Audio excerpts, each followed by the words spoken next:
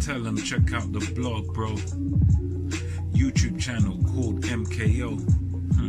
It's pugilism, boxing algorithm. M stand for Marvin and Kevin's initials KO. Alright, don't worry. Great.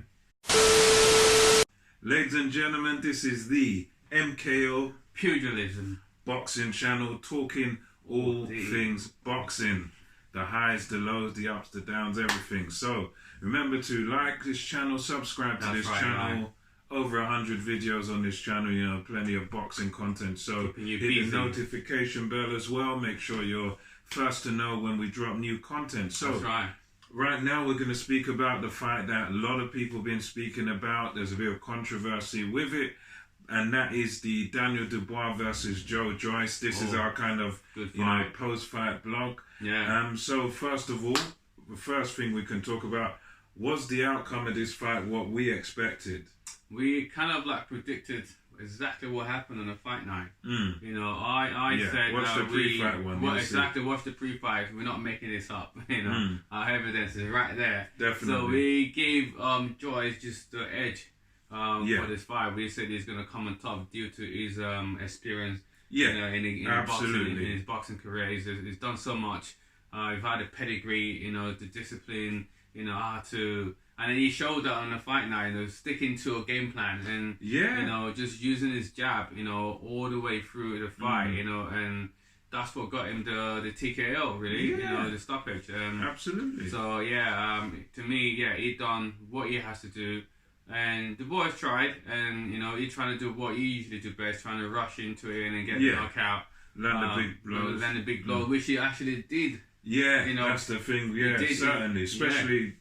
quite early. He did got the big blows in, but then he just showed that the juggernaut can take punches. Yeah, he can take a shot. He's got strong chin, so if it was to any other guy that he was fighting they before, probably would have been gone. They would have been gone. In his previous fights, they were gone. He's only gone the distance once with Kevin Johnson, and that was it. So, Dubois used to getting rid of his opponents. That's right. That didn't happen, and I think definitely a key thing that, you know, one of the key things I can remember saying on the pre-fight was that, you know, we kind of thought that when it got tough, when the fight got tough, that's where Joyce may sort of take over. That's right. Because of that Olympic pedigree. That's right. And he's fought the better opposition as a pro as well. So that was another thing that, you know, when it gets tough, we kind of sorted that, right, it's going to get hard.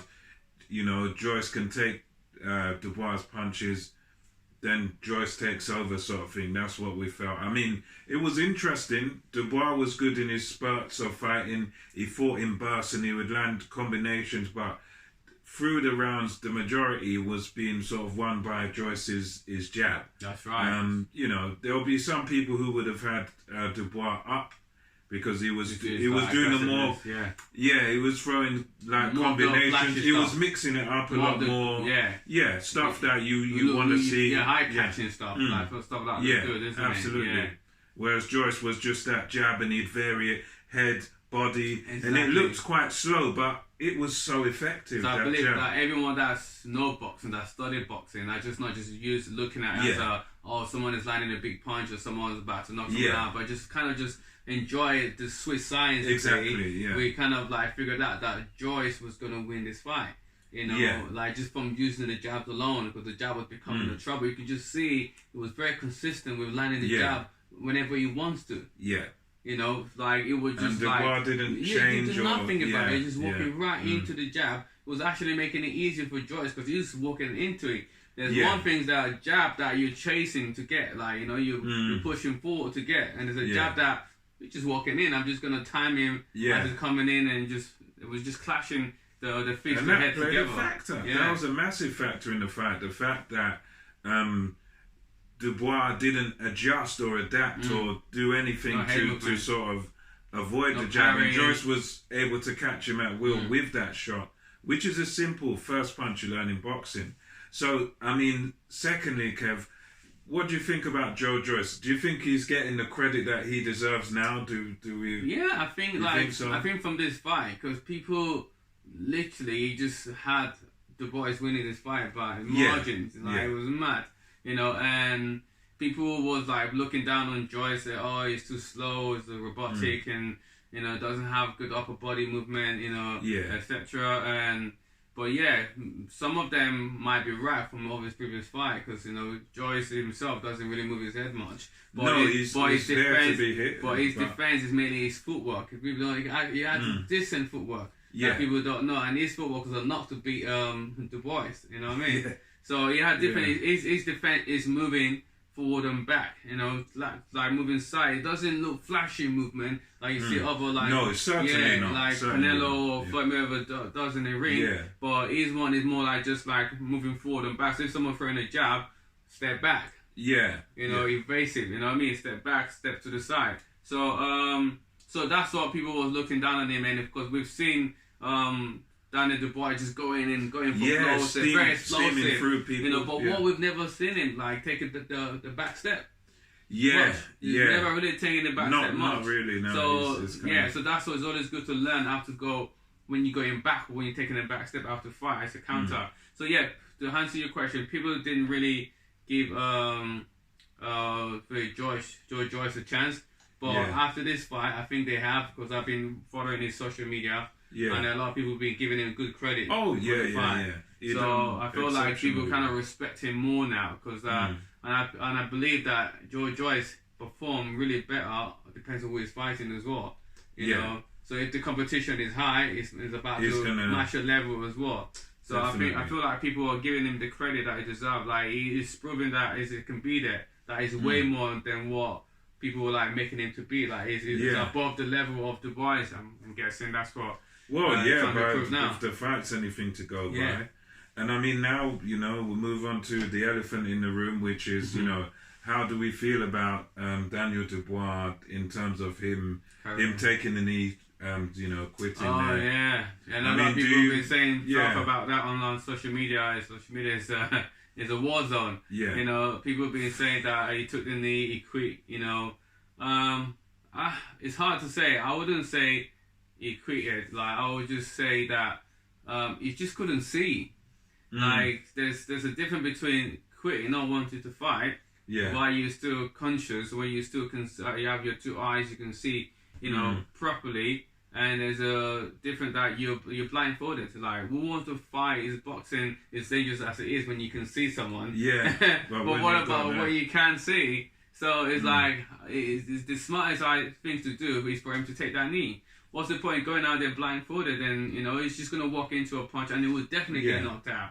So that will actually ruin his career more, and his confidence. I mean, there's medical reports out there saying that he could have been dangerous, eye socket broken and fractured or something. He did fracture it, right? And I believe so. And he. So there's a danger of blindness. There's a danger of a lot of It's young, so why do you need to take that risk? It's I believe it. I mean, that sort of thing comes from. I believe in boxing, there's like an unwritten code or unwritten law that whatever happens in the ring, you signed up for it, and you never capitulate, you never quit. But at the same time, as a human being, I can certainly understand that. Look, you think if it was your son or your brother or your friend or something, you wouldn't want them to. That's right. And that at the end of the day, even outside of a boxing thing, I get it from that perspective. That look, okay, people are going to say what they're going to say. And yes, it is, quitting. But at the same time, I can understand for his long-term health going forward that, you want to be able to see he doesn't have kids yet. He doesn't have that sort of thing yet. So, although you've got this unwritten law that you don't quit in boxing, that's just a no-no. But at the same time, with that type of injury, I totally understand, and for me, I can't condemn a man for doing that. At the end of the day, he wants to save his sight, he's worried about that, and, it is what it is. He has to do what was right for himself, not what was right for the fans, what the fans wants to see. Yeah, because they're not going to pay your bills. Yeah, they're not going to do none of that. So to me, I didn't think he quit. I mean, the guy, the last jab that he took, you can just tell that there was something different. So he went to carry on, but he just trying to look at Joyce, and he just couldn't see him. So he took the knee straight away. So I mean, this guy been pressing forward, been pushing forward. He's down. You know, been trying to push the fight. You know, so why would he just quit if you're trying to push the fight? I don't think it's a boxer. It's a fighter. It's a warrior. You know what I mean? Those guys, they're going out there to win. They train so hard for this fight to quit. You know. I think they'd rather go back on their back if they can. But, if this guy could sit and still continue throwing punches and able to deflect punches, he wasn't doing much of that. But if he could still do that consciously, and then I think he would have rather done that than quitting. Yeah, you know? So I didn't think he quit the fight. I know people. Yeah, it's controversial because you'll people obviously we know about a bit of his boxing history, so. You've got people like Jose Luis Castillo, Diego Corrales, and Antonio Margarito. Yeah. They've all had these terrible eye injuries and sort of carried on. So people are coming from that perspective to say, yo, look, there's guys who've had both eyes and they've still... But then you can tell that it doesn't mean because your eyes is swollen means it's the same injuries. No, not necessarily. That's what we're trying to educate you. You know, these people, like, it doesn't mean because your eyes is swollen. Sometimes you get a swollen eye and it looks like it's closing, but then it's different to eyes that affect your eye socket. You know, that irritate your eye socket. The swollenness and affecting your eye socket. Very similar to what happened to Kell Brook. Kell Brook wasn't tired when he quit. He just couldn't see anymore. He said he could see three Golovkins or something like that. So Kell Brook is a warrior, is a fighter. You wouldn't quit for nobody, but if you can see, you can fight. You don't want to be blinded. This is not kung fu. You know, it's not some martial arts stuff when they blindfold you and then you're like trying to hit your opponent. No, this is a reality. You will get knocked out if you go out there. So yeah, it is what it is. It's long-term health is exactly. So I don't fault him for taking the knee, and I'd rather take the knee than losing my head. You know? Yeah, because you don't want to lose your sight. That's a precious gift, you know. So, I mean, in terms of in terms of what he should do next, my view on it is that I would say he should have some confidence building fights at sort of a lesser level than a Joyce, and don't worry about getting into a rematch with Joyce or fighting at that level. I think he needs to build his confidence with some lower level fights and try to once he gets his confidence, provided his eye is okay, then you can sort of go into some high level fights. But again, I'd say start slow, start at the bottom, take stock, maybe take a break from boxing for a while, and then because he's 23 now, so that would be my thing on it. I mean, what would you? I would definitely. I agree with you completely. So he should take some fight that can build up his confidence again, and just go back to the fight he used to have before he stepped on with Joyce. And maybe those fights is what he needs for now, just to get some wins on the belts again, and then from there, then he needs to start working on stuff in the gym, like head movements and things that they can improve to make him a better fighter. Definitely. And I also believe this fight already made him a better fighter.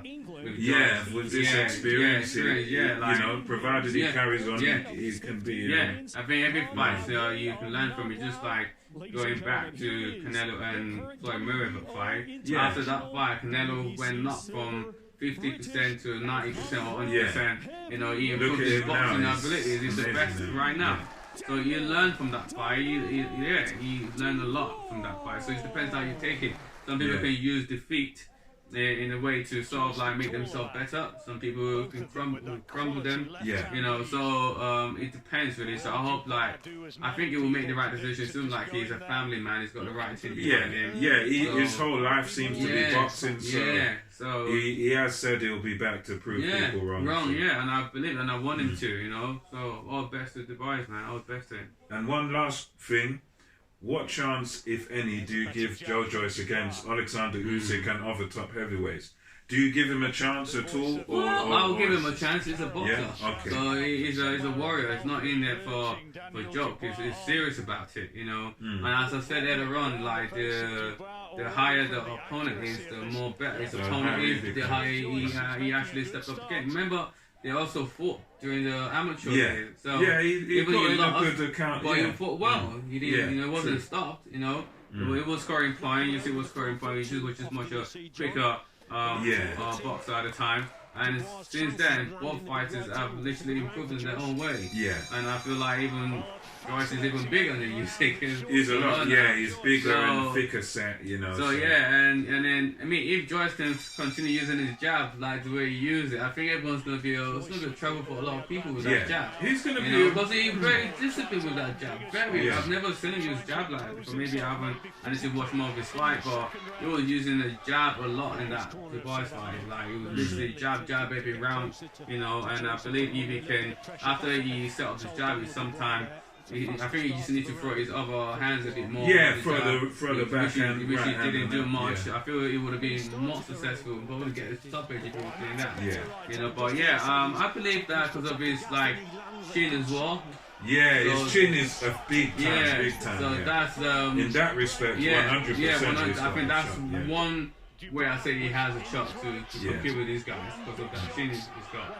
You know, so yeah, he definitely has a chance. Okay, no, I'd say he has a chance. I wouldn't favour him to beat the top boys, but at the same time, he does have a chance. His physical toughness is you know, superb. So athletic ability and everything. But I think against the big boys, I favour the big boys like a Joshua Fury.